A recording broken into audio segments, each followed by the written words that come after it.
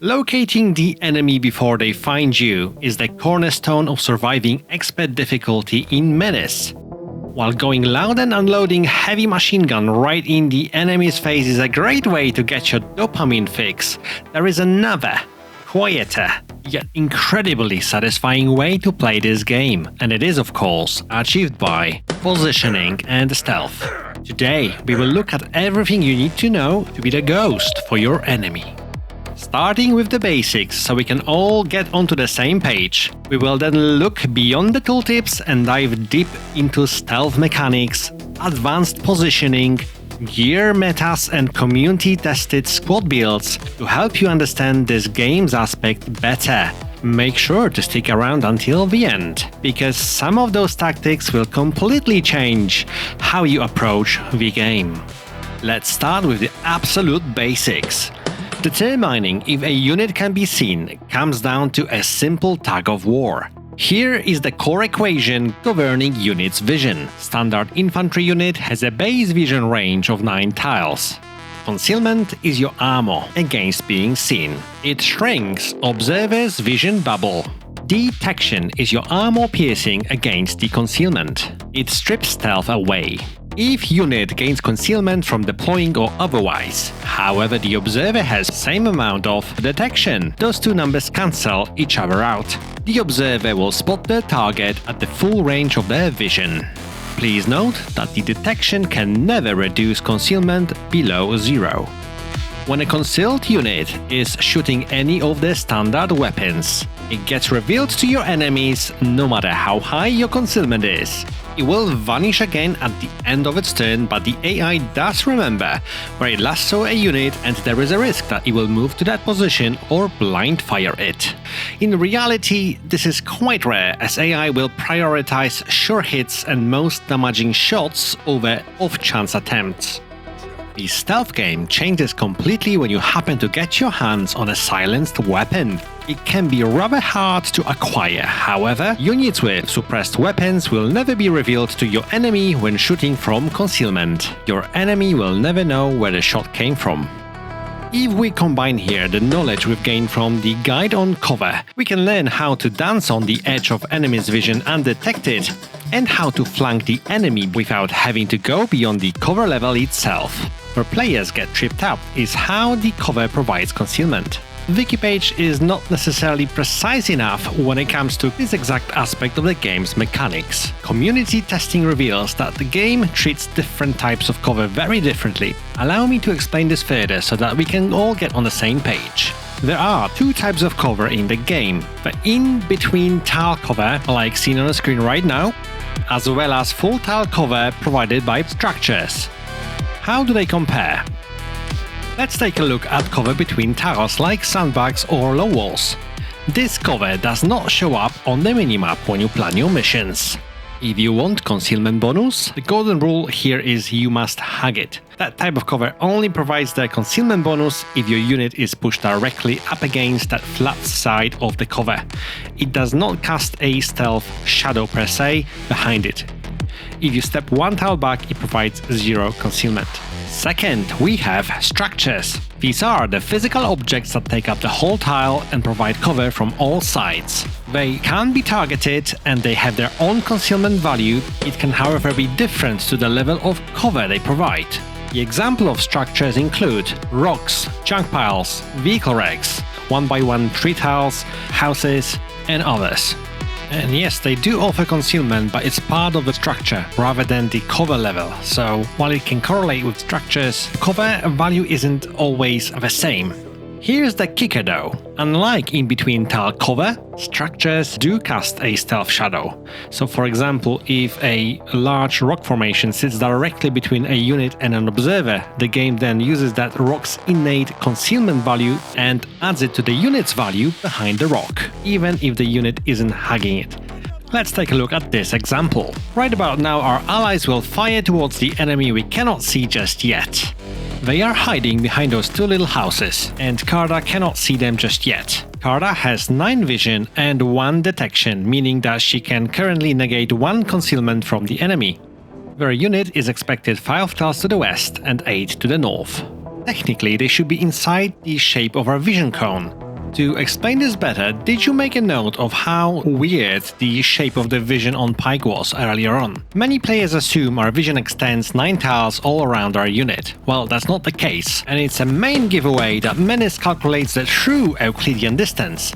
Geometrically, stepping diagonally across a square is mathematically longer than walking in a straight line. This is exactly why our vision extends only 7 tiles diagonally, and the entire vision shape cone looks like a giant blob. However, the game's engine seems to have one specific quirk. It drops the decimal. Looking at the graph, if we step 8 tiles forward and 6 tiles to the right, the game draws a straight line between the center of both tiles. And the true Euclidean distance hits 10.0. While the decimal drops, it stays at 10, and because 10 is greater than 9, the visual door slams shut. So back to our card example, we can see that currently the enemy is within her shape of the vision, although deployed and behind cover. We move one forward, and as expected, we can see the enemy unit right there. They are currently deployed and behind a light cover. This is a clear indicator that this cover gives extra concealment to the enemy because a 1 detection directly negates their deployment bonus. Let's have a look at another example, this time at night. Did I mention to press R? That's your best friend, and game is going to draw all the calculations for that enemy that you're currently highlighting for you.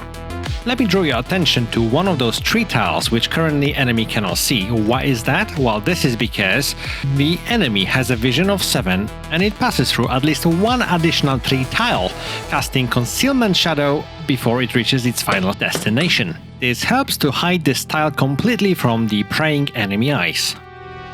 Now, if we count the tiles diagonally from where the enemy is to where Karda is, we can see it's 4 tiles. We can see that she is concealed, even though the enemy vision of 7 should penetrate her 3 concealment and 4 tiles of distance.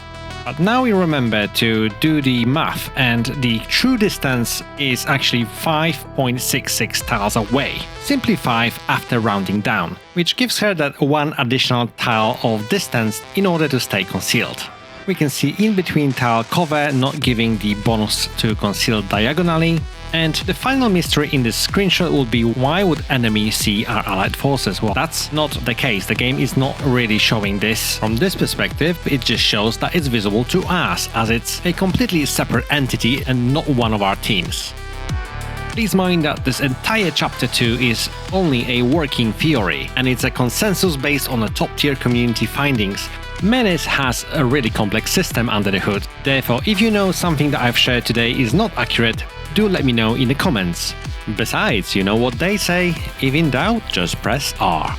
Keep in mind that the preview shows you the concealment tiles, assuming nothing will change. So, if you were to under-deploy, move your vehicle, or naturally take a shot where you're gonna lose all your concealment, in all those cases the preview line will be inaccurate, so make sure to account for it yourself. There is a number of other aspects you need to make careful consideration of when you plan your mission with stealth in mind.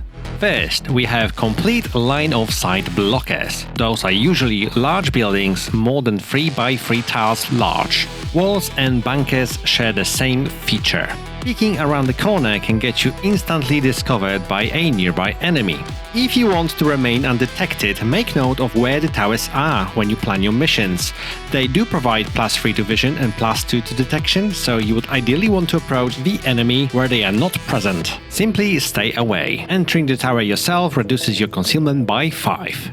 Trying stealthy approach without consideration to all of the aspects can be very risky. For that reason, it's essential to pay attention to the biome we are in, weather and time of the day. Another game changer here could be an enemy asset that impacts on how the vision works in the game, as well as encountering a special enemy type with enhanced vision and detection. Watch out for enemy snipers who may be carrying binoculars on them. Feel free to pause the video and analyze what's on the screen. We are moving forward. Still here. Spectacular. We are more than halfway through. First, the baseline meta, the camouflage kits. Giving everybody who's not wearing heavy armor a camo kit is the easiest way to keep them alive. It drops enemy detection ranges just enough to give you an upper hand. However, for your dedicated scouts, Jaeger fatigues are an absolute must bring. They are rare, but they grant +2 to concealment, offer 2 accessory slots, and are simply the most cost-effective recon ammo in the game. When it comes to spotting the enemy first, there is a choice between binoculars and motion scanners. A single motion scanner sweeps a massive 12-tile radius and detects concealed enemies, making it vastly superior to binoculars on maps with heavy sightline blockers. Binoculars do not stack anymore. There is a maximum view range of 12 tiles. It can be further enhanced only by using drags or towers. Nonetheless, there is a vast amount of combinations that you can see here on screen, so if you want to take a pause and analyze all of that here, I included smoke grenades as they do form a form of concealment, can be used offensively, and can be a great choice to conceal your approach if you have to rush forward, like on Save the Civilian missions. Absolutely any squad leader can play stealthily thanks to the equipment, access to scout pack, and deployment skill, although there are some that excel at striking from the shadows. Darby can come online just after one mission with her Covert Ops pack. Since she has access to impossible shot and ambush skill, she can truly strike from the shadows and delete enemies across half the map. An underrated stealth strategy is taking Scavenger on Darby and using her high stealth to commit war crimes with satchel charges. It also makes her way better at defense missions than many players would assume. If Darby is your long-range ghost, Cody is your surgical strike. Thanks to the Vanguard perk, you can deploy his squad dangerously close to the strategic enemy targets right off the bat. If you equip him with a suppressed rifle, his assassin and guerrilla skills allow him to delete 2 high-value enemies before they can even blink. Dropping Cody right next to the dangerous ATG M-team, a Jäger squad or a heavy artillery piece often wins the mission before it even begins. Vision on vehicles is worse, more costly to improve, and has a lower ceiling than infantry, but the raw mobility and survivability of vehicles can make it worth it. If you want to use your vehicle or mech for the unorthodox and beyond simple damage dealing or taxi duty, if you plan on running advanced sensors, reaching strategic places on the map faster than anyone else, Achilles is your man. He has unique combination of skills like Shield Wall, Dash, Vanguard or Scout. It uniquely positions him to be the best mobile spotter in the game. That is, if you can afford to pay for his high deployment cost, of course. Although vehicles are not meant to be stealthy, they can still get the job done with the right equipment. But watch out as they get debuffed to their concealment stat. Light trucks -2, mechs and vehicles -3 and heavy stuff -4. Please note that all vehicles get an instant penalty to concealment of -3 whenever they move. That's on top of your standard penalty. I hasten to add that walkers can deploy for 1 further concealment. Here we go. We are on the last chapter of this guide. Here is some quick tips for you. Stealth squads live and die by concealment. Be extra careful about your positioning. Ideally, your unit should never be seen or seen only before the kill. Advance 1 tile forward at the time and always leave some AP to fall back. If despite careful planning you still end up being revealed to your enemy, there's no need to panic. Assess your options and check if you can suppress their units. If you manage to pin them down, they lose 50% of their vision and that allows you to disengage safely. If moving through a tricky part of a map, and when more than one enemy can spot you, stall moving your concealed units until later. That will reduce the risk of being spotted. The turn order can be further manipulated within the game with standby perk or OCI decoys upgrade. To keep this guide's length contained, I'm going to leave some community-submitted squad builds ideas and strategies in this video's description. Be sure to check it out. If this guide has helped your tactical game, leave a like, subscribe for more Menace deep dives. Watch out for the next part about armor mechanics in Menace, and do let me know about your favorite stealth loadout in the comments below. My special thanks goes to all of the wonderful people inside the community who helped me to create this content. Over and out.